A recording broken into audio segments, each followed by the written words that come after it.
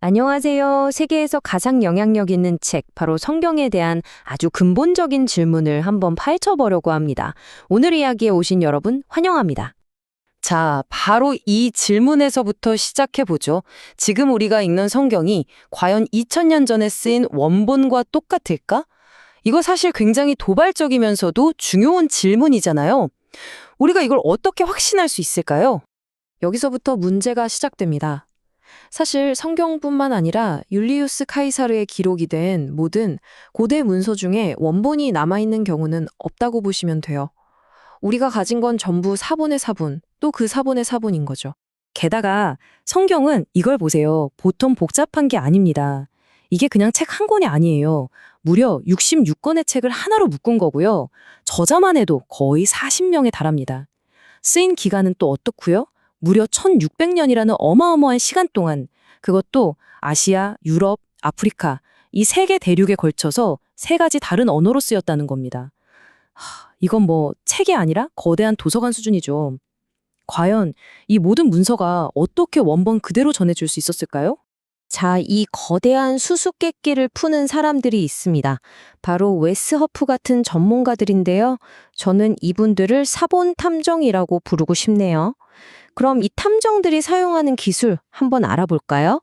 이들이 쓰는 방법이 바로 본문 비평입니다. 이건 뭐 추측이나 상상으로 하는 게 아니에요. 현존하는 수많은 손으로 쓴 사본들, 즉 필사본들을 하나하나 비교하고 분석해서 원본이 어땠을지를 과학적으로 복원해내는 아주 정교한 학문입니다. 그러니까 이 탐정들은 그냥 글만 읽는 거 아니에요. 지금은 아무도 안 쓰는 고대 그리스어나 이집트 콥트러 같은 사어를 해독해야 하고요. 심지어 옛날에 글을 베껴 쓰던 필경사들의 습관, 예를 들어 어떤 단어를 자주 틀린다거나 하는 것까지 분석합니다. 파피루스 같은 재료의 특성까지 연구해야 하니 정말 대단한 전문가들이죠. 자, 그럼 이 탐정들이 가장 중요하게 생각하는 사건 현장은 어디일까요? 바로 이집트입니다. 왜 하필 이집트 사막에서 가장 결정적인 증거들이 쏟아져 나오는지 그 이유를 한번 살펴보겠습니다. 정말 궁금하지 않으세요?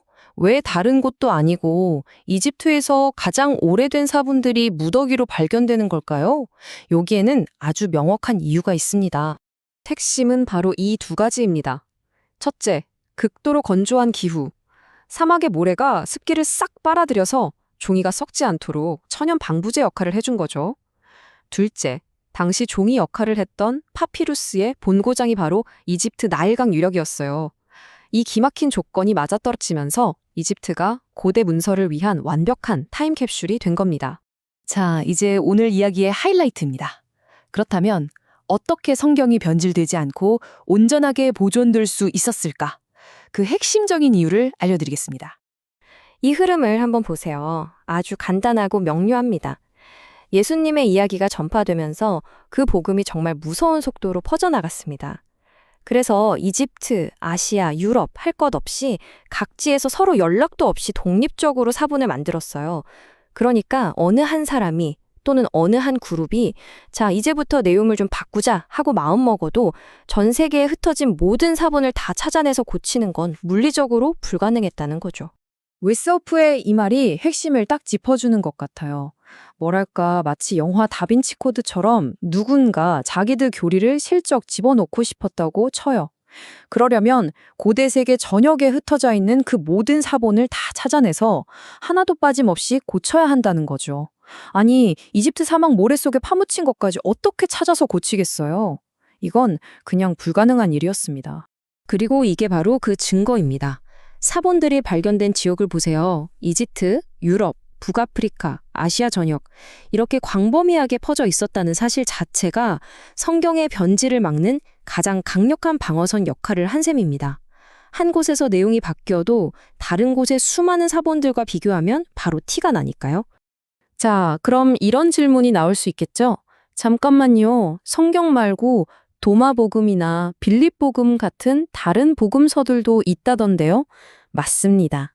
그런 책들을 왜 잃어버린 복음서라고 부르는지, 그리고 왜 성경에 포함되지 않았는지 한번 짚고 넘어가죠. 역사적으로 보면 이런 책들은 대부분 1948년 이집트의 나그하마디라는 곳에서 대량으로 발견됐어요. 바로 여기서 우리가 흔히 듣는 도마복음 같은 문서들이 나온 거죠. 그럼 왜 이 책들은 성경에 들어가지 못했을까요? 이 표를 보시면 답이 명확해집니다. 학자들은 역사적 증거로 판단하거든요. 우리가 아는 마태, 마가, 누가, 요한복음은 모두 1세기에, 즉 예수님을 직접 봤던 목격자들이 아직 살아있을 때 쓰였습니다. 그리고 초대 교회 지도자들이 아주 초창기부터 이 책들을 인용했죠.